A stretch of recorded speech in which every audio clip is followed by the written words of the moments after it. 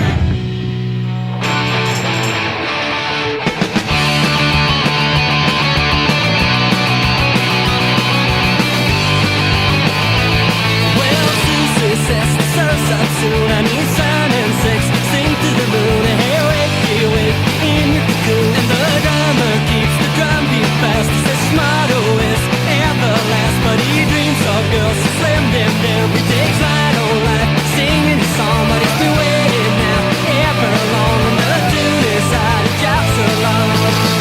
Surfing a walk, I always see the surfing a walk, some sex and night. Surfing a walk.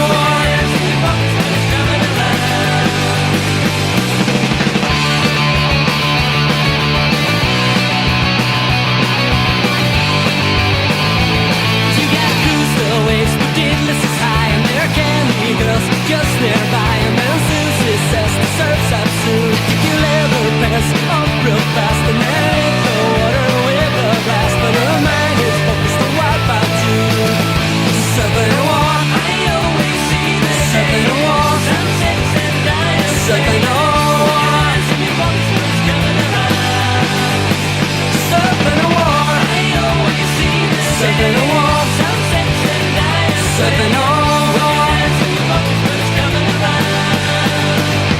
Well, Susie says the surf's up soon. I need sun and sex, sing to the moon. Hey, wake in your cocoon. And the drummer keeps the drum beat fast. This is smart OS, everlast. But he dreams of girls to slam. Surfing a wall, I always see surfing a wall, some sex and night. Surfing a wall, surfing a wall.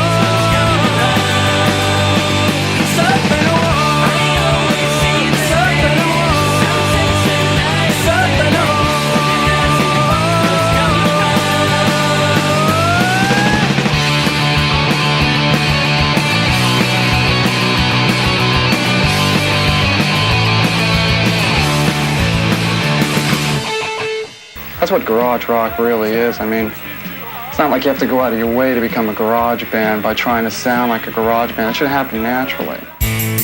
Hi there, this is the Tinnitus, and you're listening to Mod Radio UK. You know that it's a happening place to go. GNT Mod Radio.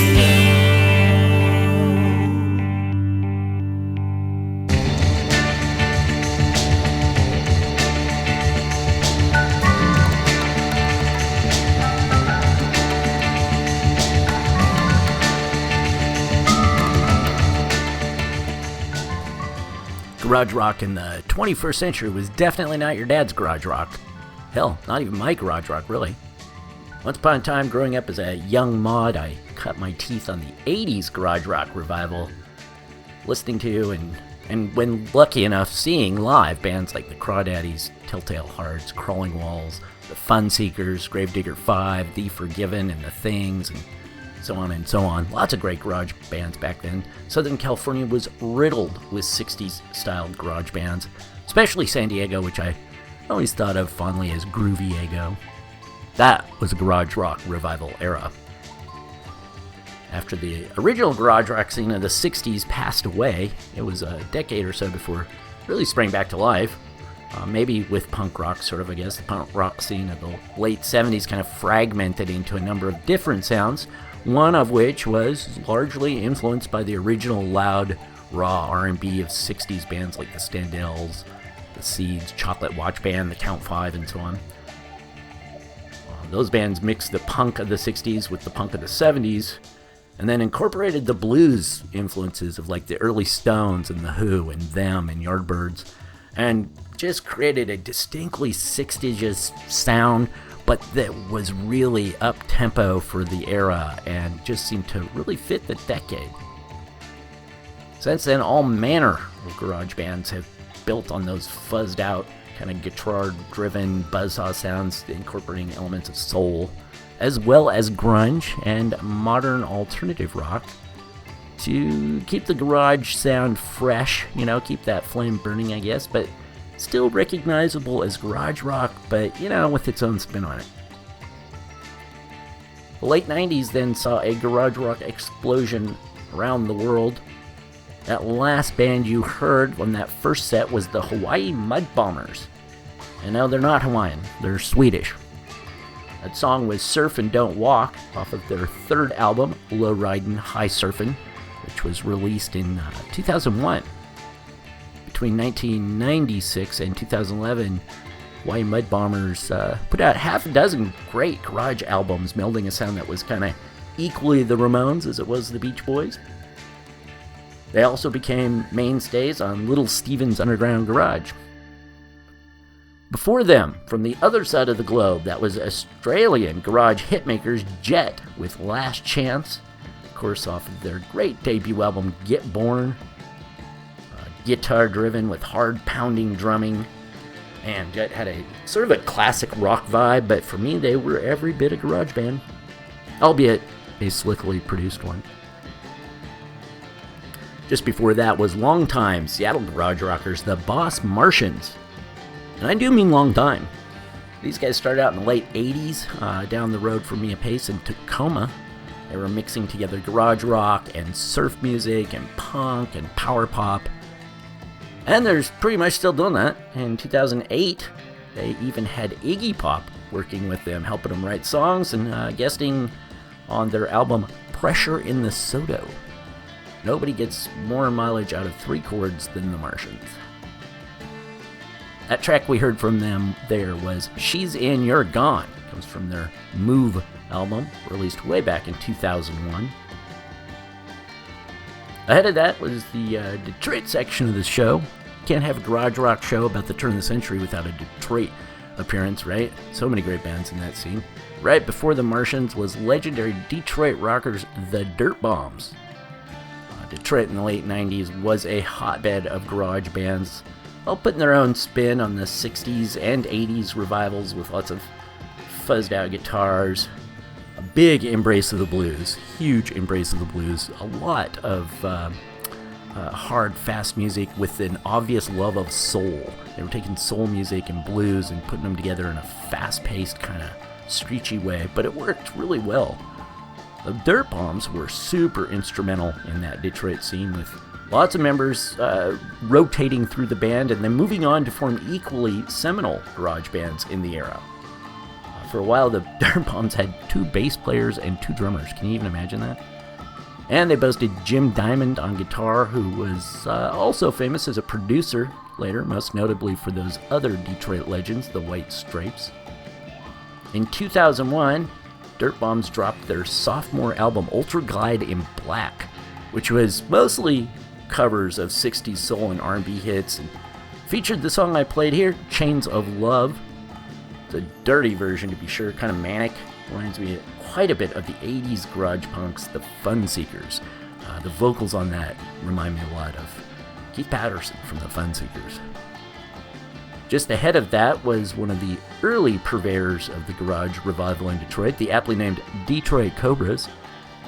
That was Breakaway, one of their kind of more poppy numbers off their debut album Mink, Rat, or Rabbit, which was one of the first albums that really kind of started things going. It became a college alternative hit on stations around the country. The Detroit Cobras were the real deal. It's a fantastic album. Also includes a really great cover of the Action's 60s hit, I'll Keep On Holding On. In fact, you can check out the video for that, along with the usual bonus third set of songs over on the Modcast homepage at MrSuave.com. Tracks that I considered for the show, but just for mostly time reasons didn't make it, so I've been putting together this little bonus set, trying to include videos as much as I can over on the Modcast homepage, so go check out some more songs over there. Finally, way up top there, I kicked it all off for that first set with the great Come-Ons. As I mentioned, the Dirt Bombs were the starting point for a lot of later Detroit garage acts. One of the best being the Come-Ons, featured 4 former members of the Dirt Bombs, including the great Koshi, singing and giving us that wonderful swirling 60s organ sound. That song was What You Got, band's first single off of their debut self-titled album released in 2000. Okay, so as I mentioned, go check out that bonus third set of songs that I just couldn't fit in the show. It's over at MrSuave.com. Check that out. Another great list of music for sure. If you're digging the garage rock here, you'll dig the garage rock there. Going to get a bit grittier now, more bluesy, and gonna introduce some serious hip-swinging garage punk. Time to turn it up.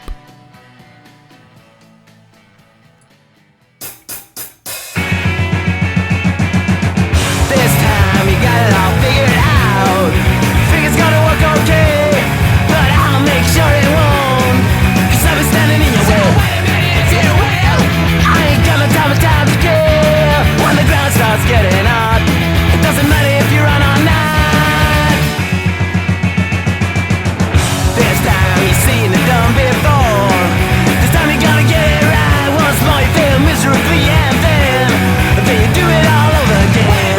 If you will, I ain't got no time to kill. When the ground starts getting hot, it doesn't matter if you run all night. Once you feel that try yourself through it, I will. If you won't, you're dead. If you don't, you did fine. Now you're mine. You avoided everything except for me. I'm busting in, walk with the lock. I'm busting in, knock, knock. I've seen your sort before. You are nothing new, 'cause my name is failure. I feel it's gonna come to you. Say me low and I will. Now this time I got the time to kill. When the ground starts getting hot, it doesn't matter if you run all night. Once you feel that try yourself though, 'cause I will. If you won't, you're damned. If you don't, you did fine. Now you're mine. You avoided everything except for me. I'm busting in, walk with the lock. I'm busting in, knock, knock.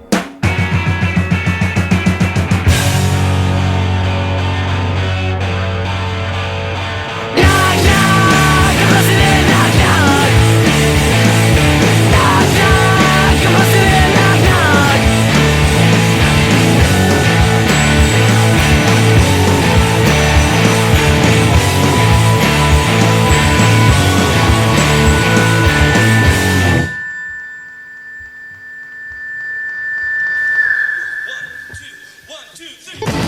Jim Cole's got too much soul.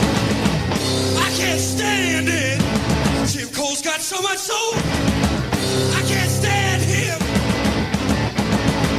I can't stand it. No. I can't stand it. Jim Cole's got too much soul. I can't stand it. Jim Cole's got so much soul. I can't stand you. I can't stand it. No! I can't stand it. No! So, Jim Cole, wow!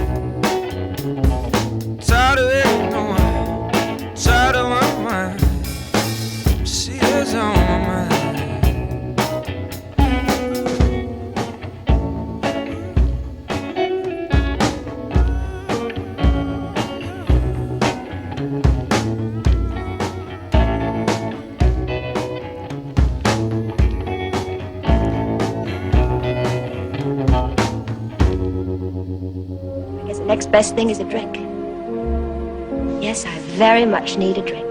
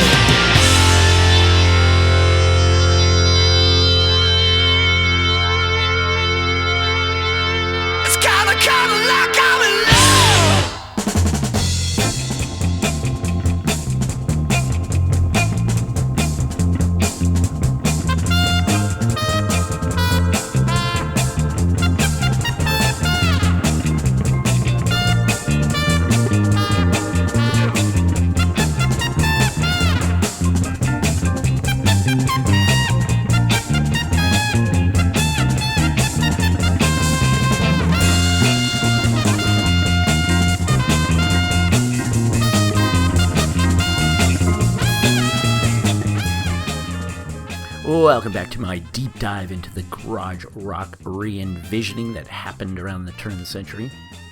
Garage rock has always incorporated elements of 60s-ish punk, and psychedelia, hints of 70s acid rock, and of course early 80s power pop and post-punk have had their impact on the scene as well.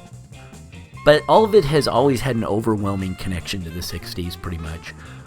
Until that kind of changed in the 90s. It didn't disappear, but the 60s obsession took more of a backseat to a sort of blues-laden grunge, actually. Kind of a grunge punk more than a garage punk, maybe.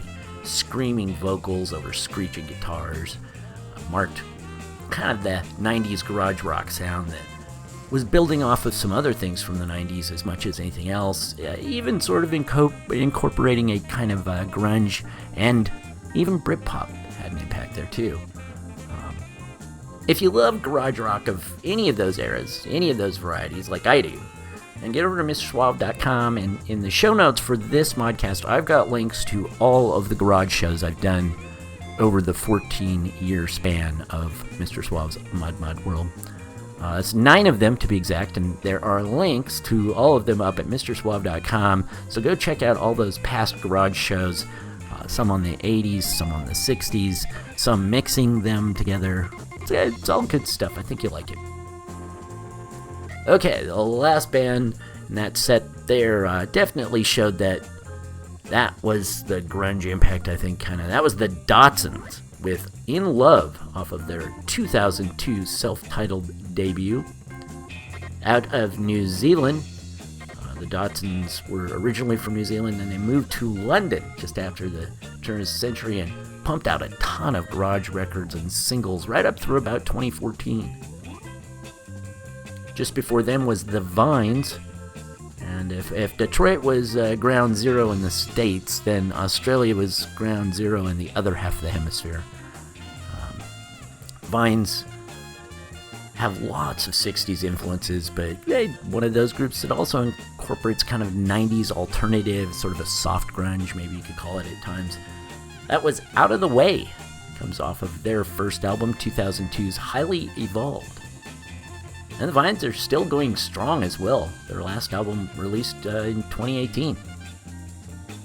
Before that was the screeching and screaming of the very raw and raucous Flaming Sideburns out of Helsinki, Finland. And that was their take on the Sonics classic The Witch. And just ahead of that was, of course, the one and only. Couldn't have a garage show like this without having the White Stripes. You simply can't talk garage rock in the 21st century without talking White Stripes and Jack White. White Stripes broke out right alongside so many of those great garage bands in Detroit, and then quickly blossomed into worldwide superstars, carrying a garage rock banner around the globe with them. Defying most attempts to adequately define their sound, the White Stripes, I think, took a delight in producing songs that incorporated a number of different styles and sounds. I've always thought of them mostly as a garage band myself, but they are certainly a garage band with a deep love and respect of the blues, quite obviously, and a definite flair for the dramatic.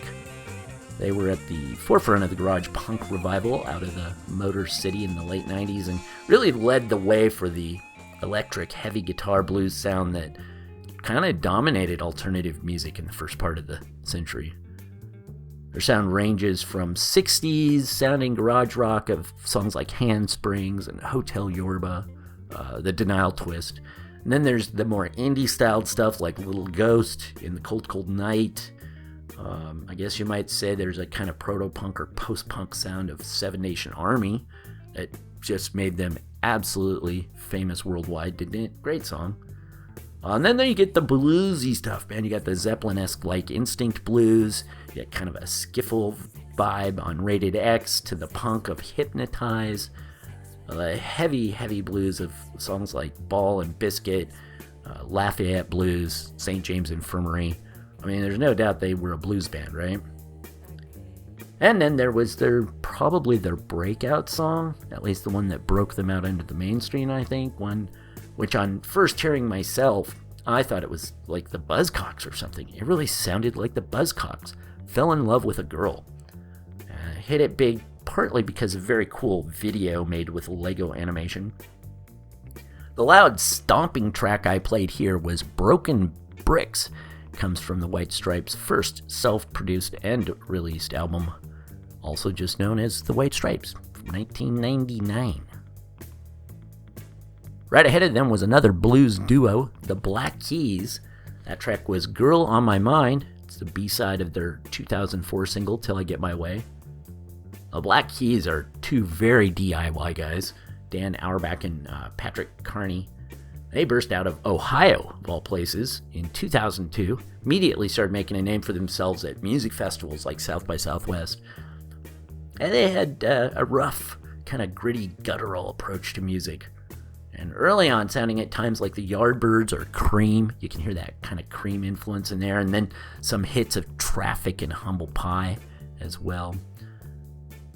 In those early years, they played pretty much just straight-ahead, fuzzed-out blues rock. And they played it hard and loud. Their do-it-yourself ethos was pretty deep as well for years. In the early 2000s, they drove themselves on tour. Just the two of them, cross-country tours, in a beat-up old 1994 van. Black Keys broke pretty big nationwide finally in 2010 and 2011 with their albums Brothers and then El Camino. And continue on to this day, though. I have to say the contemporary stuff is hard to call garage rock anymore.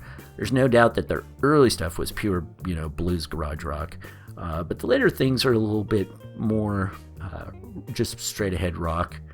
They do a banging version of Have Love Will Travel, which I got the early live video of them doing that up in the bonus set at Modcast homepage at MrSuave.com.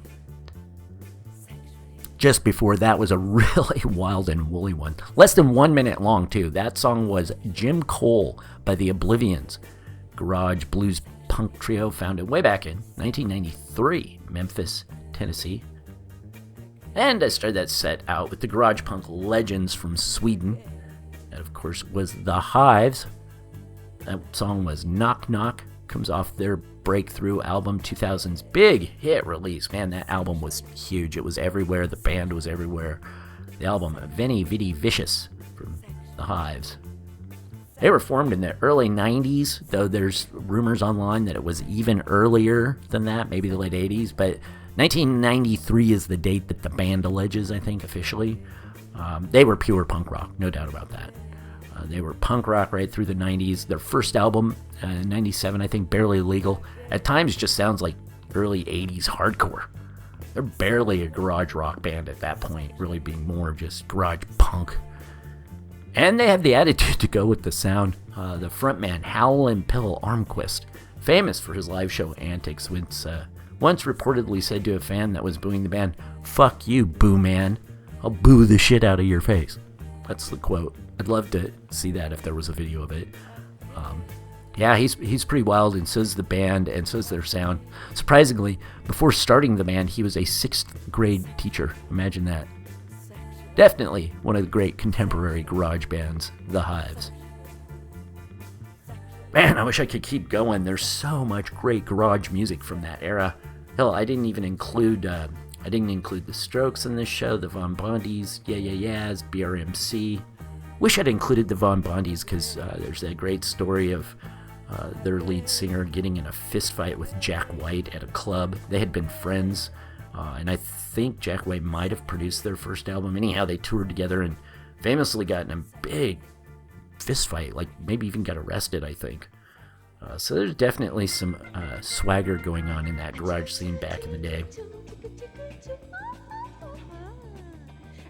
As usual, I've put together a bonus list over on the Modcast homepage from all of the bands here and some of these that I just mentioned and more. Check that out. Be sure to follow me on Facebook at facebook.com/modworld. Right now, I'm going to wrap things up with a band that some will probably argue isn't really a garage band. Maybe better defined as post-punk or post-Britpop, perhaps, I don't know.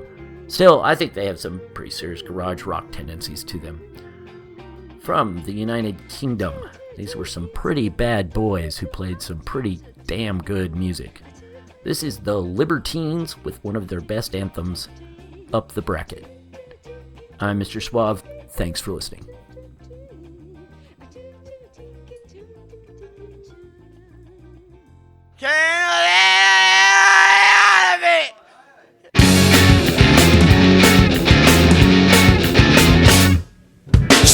Shadow men on the violence road. I said you pay me for your address. No, I was so bold. I said you see these two cold fingers, these crooked fingers I show.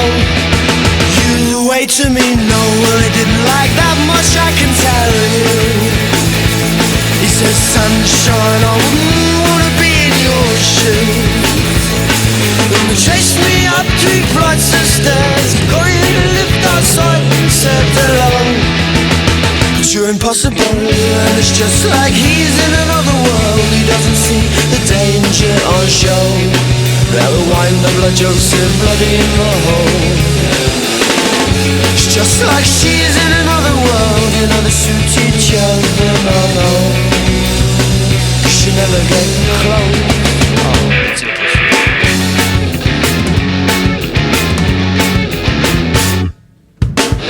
Same 2 men on the Cali road. So now they double their offer. I was so bold to say, you see these 2 cold fingers I know, these crooked fingers I show. Oh, use a way to me, no, but it's just like he's in another world. He doesn't see the danger or show. And he'll end up like Joseph bloody in the hole. It's just like she's in another world. You know they shoot each other, oh no. It's not a fun to never get close.